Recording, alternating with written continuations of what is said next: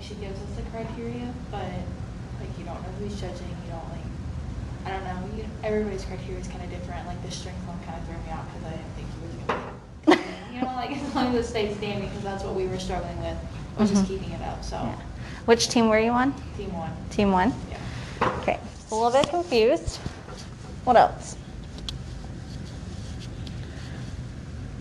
What was the experience like as your group worked together? I felt like we had different ideas, but we could all come together, like, you know what I mean? We all had some great ideas, and they all worked within our power. Okay. So kind of just like throwing out ideas, seeing what was going to happen, agreed on the ones that seemed similar, went with it. What was your leader like? Let's talk about that experience. How did your team interact with the leader? How did the leader interact with you?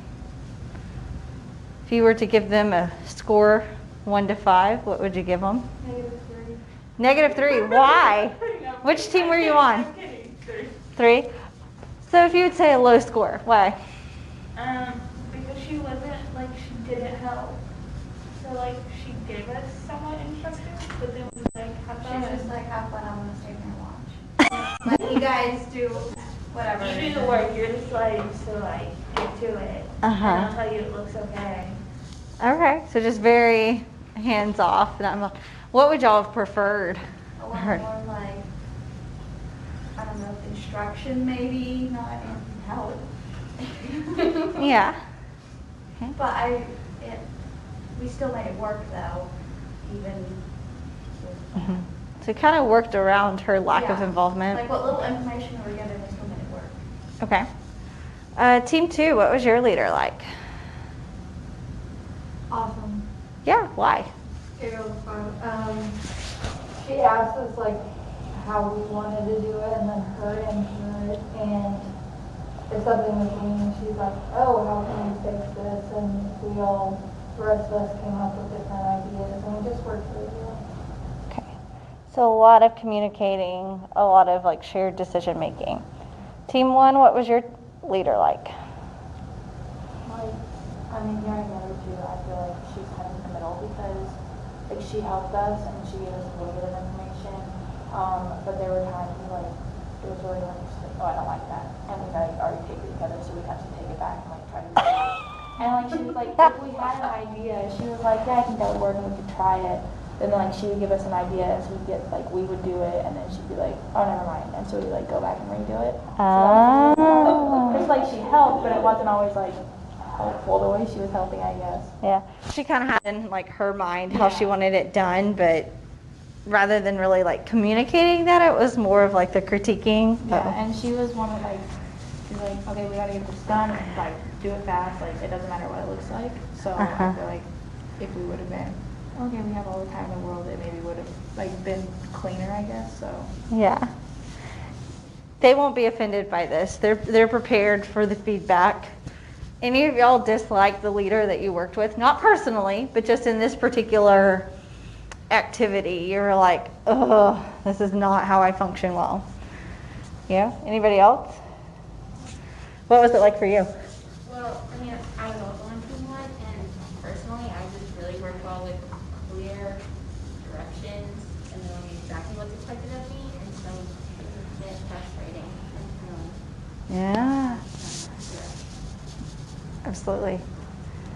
Anybody else on team 3 just was like, oh, why couldn't I have been the younger person in my group? I would do this different. I don't think we like really stopped and thought about that. Yeah, we you know, just like, kinda we were just, like- we made it out, and so it didn't come across our minds that like, hey, it's not helping per se. Okay. Any of you like the leader that you had that you're like, this worked? Like, yeah?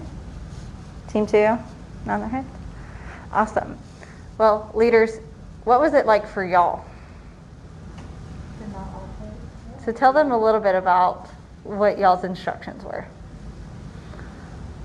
You can go first. Okay, so me, like, do I say like what role I had? So had like to be an autocratic leader. I can never say that right. So I had to be like the one making the decisions, and I wasn't supposed to ask my group for help. And then like, if I didn't like it, we were supposed to just like tear it down and start over, which I'm a very like, I like to hear everyone's thoughts and ideas personally. So for me, that was really hard to keep that up. Always seems to be the hardest role to play. Absolutely. I was Democratic leader, so communication was a really big thing. I thought I did decent at that. That's the type of leadership style that I like, so it kind of resonated with me the most. I thought the dynamic of the team was really well, so just spoken dialogue the whole entire time, communicating. Mm-hmm. I don't know how to say it. Well, how do you say it? Laissez-faire. Okay, yeah, it just means like hands off, which is awful for me. I'm not like that at all. Like I like to help and I like to be involved. So that was really difficult. But like they said, like they just kind of went together and like didn't worry that I wasn't helping and just like did it themselves and got it done with, like they said, no help at all. So Awesome. Well, y'all can grab a seat. So kind of this activity, this paper and tape game, was a way for us to kind of have a shared experience. Sorry, team 2. To have this shared experience and what it may look like to be led by different leadership styles. And to just, I mean, even though it's something silly, building paper and tape towers, when you have someone who is assigned or in a position to be a leader, there's going to be that style, again, kind of based off of task and relationship behaviors and their orientation. And this particular theory, we didn't talk about it on Tuesday, it's a new one. To me, it's a really simplistic way to think about task and relationship, and I think it's really easy for us to see it in our everyday lives. And so, like they said, team 1 was more this autocratic leader. Team 2 was democratic. And then I always spell this wrong. Laissez-faire. I can't ever remember if I put the I's in the right spot or not. And so what's interesting to look at the results is that the team that scored the highest was the team that had a democratic leader.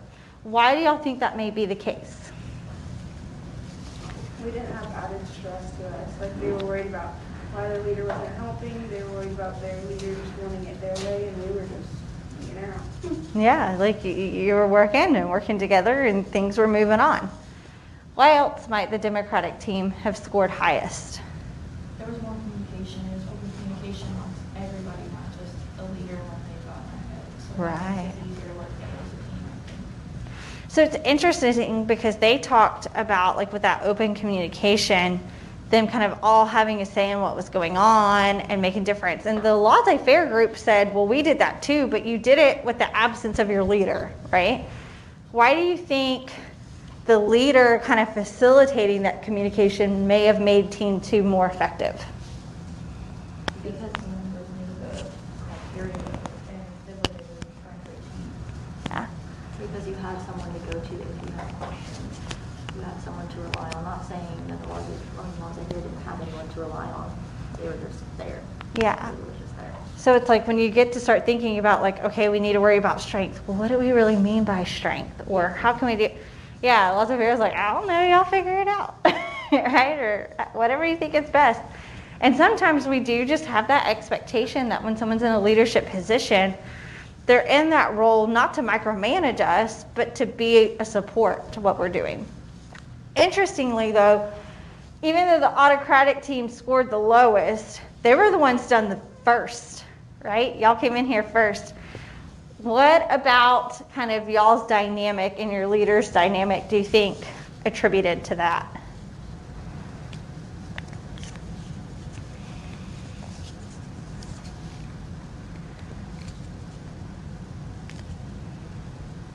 I think probably because they probably didn't have room for discussion, really not much open communication. It was just kind of, you do this, this, and this, and then we'll get it done. Yep. Taskmaster, we're going to get it done. And like, oh, look, we're 3 minutes ahead of schedule. Let's go in there and get set up, right? So to some, there is some benefit to having that. And so I want us just to take a few minutes to kind of look at what this particular theory says about the three different styles. Blake and Mouton, when we talked about it on Tuesday, they're on a grid. They, what's this thing? Come on. You know, they have this, like, you have a certain amount of task orientation, you have a certain amount of relationship orientation. There's 5 different styles that you can have. And so you can be high, you can be low, you can be a mix of the two. This particular theory, we call it the continuum of leadership. It really exists more on what we call a continuum. So there's one end of the continuum, another end of the continuum, and as a leader, you kind of fall somewhere in between. And what's important about it is that it's really based on not just so much the characteristics of the leader, but how much does the leader allow the follower to help make decisions? How much do they allow the follower to be involved in what they're doing? There we go. So here is what the continuum looks like. And y'all have, there's only 2 slides for this. Again, it's kind of a real, what I would like to say, quick and simple theory that I feel like is pretty intuitive. But what I like about it is that, again, we have on one end of the continuum what we call manager-centered leadership. So we say that, you know, over here we have that autocratic leader. They're not going to let their subordinates or their followers be involved in the decision-making process. They really like to make decisions. They like to tell their staff about it and move on. And so there is a benefit to having an autocratic leader at times. When you're in situations where maybe the decision does have to be made quickly and you don't have time to go through this whole process, getting everybody's input, coming to a consensus, autocratic leadership style is beneficial. And then what y'all can kind of see is as you move along the continuum, the level of the followers' involvement in making a decision increases. So we go to, okay, now we're trying to sell an idea to their people. The manager or the leader's still making the decision, but it's more of a little bit of manipulation than being so forceful. They present ideas and invite questions from the staff. Any of y'all ever worked for someone who says that they want your input, but really they've already made their decision? And so they're kind of just giving you a chance to talk, maybe vent, but they're really not going to change your mind or consider it? Absolutely. I think about that as a parent, right? Like, I will listen to what he'll say, Mama, I need to tell you something. Okay, tell me. No, you're still going to do what I told you to do, right? Then you have a tentative decision that's subject to change. So maybe here you have a leader who says, okay, I know what I want to happen, but I'm okay if things don't go exactly how I want. They present the problem, they get suggestions, and then they make the decision. So this is more of that truly asking for input and then using that input to make the decision before, whereas like way back here, the manager's already decided what they want to do, and really it's just kind of a futile exercise of getting input. As we get more into democratic leadership, this is where we say that the leader is truly involving the followers in their decision. And then you have over here, it's not even on the scale, you have the third style, this laissez-faire in French. And these are leaders who say, I'm going to let the followers do everything. Like, I'm not even really going to be in this role of leader. The reason why it's included as a style is because sometimes it could be appropriate. We think back to the impoverished leader from Blake and Mouton's leadership or managerial grid, and we want to think it's bad in all situations. But there might be times that we don't want somebody telling us what to do, and we don't really need that direction. We may not need that support, and so a laissez-faire leader is good. But those occasions, I'll tell you, are pretty rare. All right? Pretty rare. Democratic, the one downside to that is that if you have everybody involved in making the decision process, what's going to happen?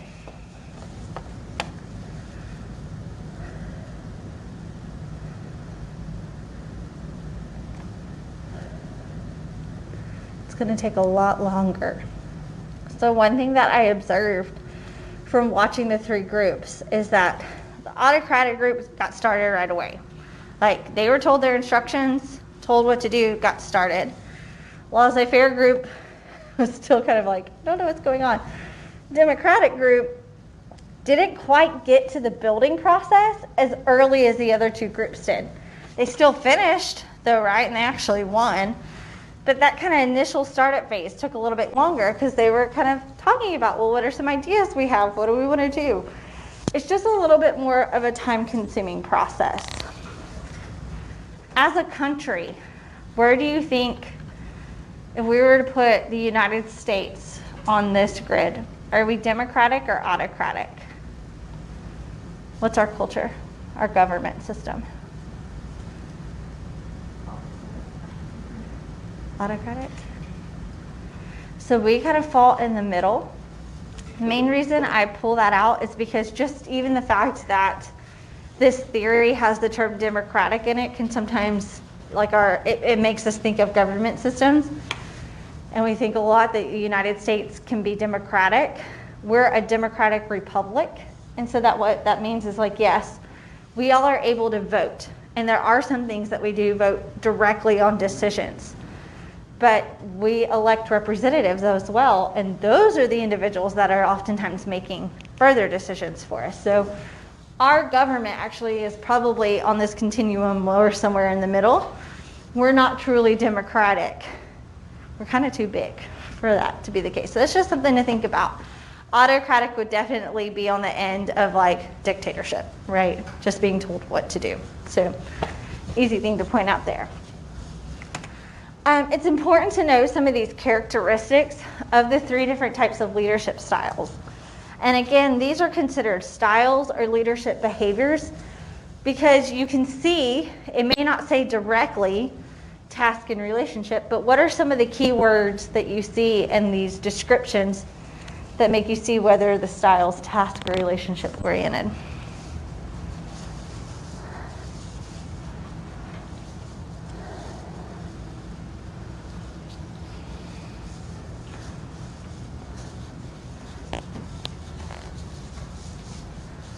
Let's start with autocratic. What are some of the key words you see, and what orientation do you think that they have? Power and position. Power, position. So again, we go back to power bases there, right? What type of power are they probably using? Legitimate? Those position powers that we talk about? Yeah. Are they task or relationship oriented? How do we know? Manager centered. So that's obviously not employee centered, right? That's one of the terms that we have from our task and relationship theories for relationship orientation. Definitely not employee centered, right? I also think it's interesting, going back to power, controls rewards. So they're using reward power too. I think that's interesting to point out. What about democratic? Task or relationship? How do we know? Yeah, employee participation is encouraged. So obviously it seems like they're a little bit more employee centered or relationship centered. We even have here subordinate centered. And again, I know we talked about in our leadership definitions how we don't really like that word, but it kind of gets brought up a lot because, again, a lot of the situations where we talk about leadership tends to be in work environments and with organizations. There's hierarchy there. What power base, going back to power, might a democratic leader use?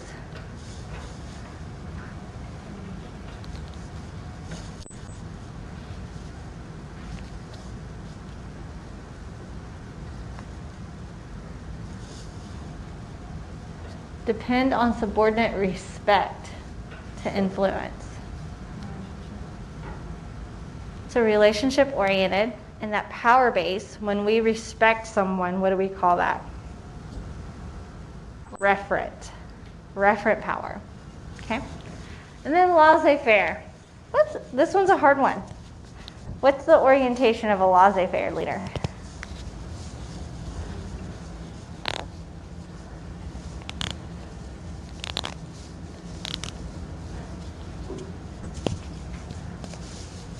Task or relationship?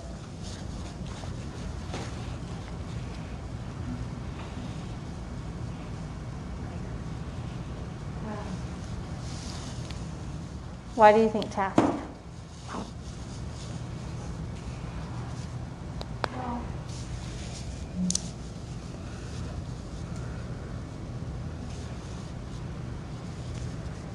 It's almost, I think they care more about like what's being done than Yeah. like caring. mhm. I mean, sure, the subordinates make all the decisions, but it's basically just putting everything on the subordinates to get the job done. Absolutely. I would say there's, it's low task, low relationship, but a little bit more task because there's no real, if the team is collaborative, it's because the subordinates are choosing to be collaborative. It's not because of the leader's particular style or their behavior, for sure. One thing that it says here, it says it may be a substitute for leadership if a leadership style is unnecessary or redundant. So when would it be redundant to have a leader? Someone who's task or relationship oriented?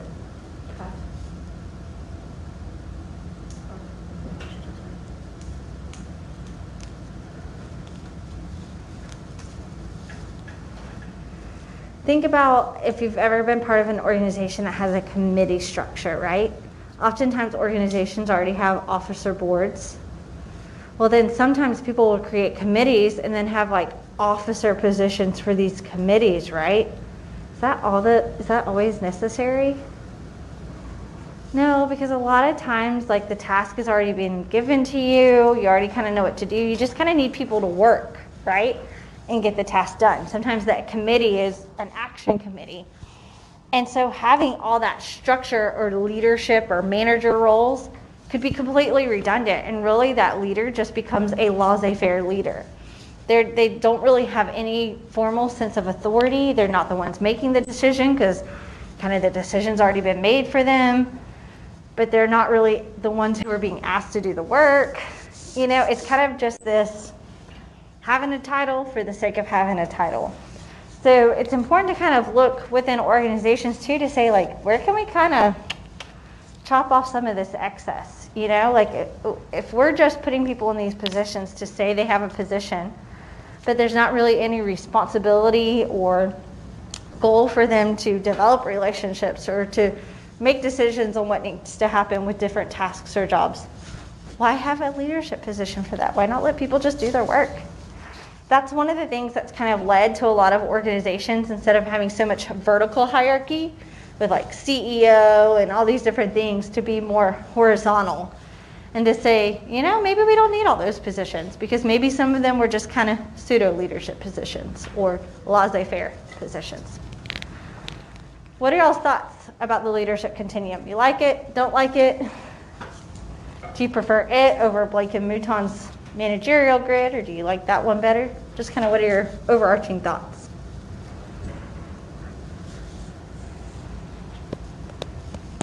I think I like the task behavior better just because, I don't know, like when we work in the groups, I think even if somebody was more task oriented, they could still have that relationship piece and it would make it a little bit easier to work. Like, I think there's ways to have a little bit of goals in here.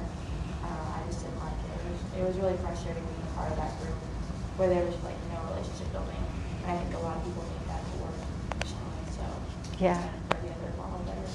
Yeah, I would say that's one of the criticisms with this, is this definitely goes along those lines of like you're either one or the other. There's kind of no mixture of the two different task and relationship behaviors. And so to me, it does kind of type people a lot. Any other thoughts? No? So the big thing to remember about behavior theories, which is what we've covered this week, is that instead of being focused like traits were on who the leader is, behavior theories are focused on what the leader does or how the leader acts. It's all about those actions. And it's not based off of like the outcomes of those actions, because we really haven't talked about effectiveness at all. It has nothing really to do with the follower other than like this one saying, well, how much do you let followers help make decisions? both trait and behavior theory are leader focused. And so it's important to remember that. Leader focused theories. And so if we go back to even that conversation of like, are leaders born, are leaders made? These tend to kind of support the idea that leaders are born. Because again, if we have these ideas that like, you're either task or you're either relationship, we're kind of saying this is who you are and there's no room for change. And there's just something intuitively that doesn't sit well with us, because we're like, no, I've seen myself change over time. So there's gotta be some more there. And so that's where we're going to get when we start talking about what we call contingency theories. Next week, though, we're going to take a little hiatus from theories, and we're going to start talking about motivation some, I believe. So it's important for us to talk about that. Like, again, like when we're influencing others and we're getting people to do what they want, how do we do that? It's going to be fun to talk about. Any questions for me about class today? Yes? Okay, so this goes under behavior theory? Yes. Yep, so this is one of the behavior theories. So overall, we've kind of talked about a lot of behavior theories, but we talked about just, again, behavior is this big idea of task and relationship. And then we said, okay, there were some studies that happened at the same time, Ohio and Michigan. And again, they kind of called task and relationship different things. But then we had Blake and Mouton's managerial grid that said, okay, this is the first time we can say we have styles. And then this is kind of, again, on that task and relationship, but it looks at styles a little bit differently. We will be putting in a quiz for y'all today. It'll open up tomorrow, and you'll have time to take it before class on Tuesday, and it'll only be over the stuff that we covered this week that had to do with behavior. If y'all have questions, email myself or Erin. Be good to go. All right, see y'all Tuesday.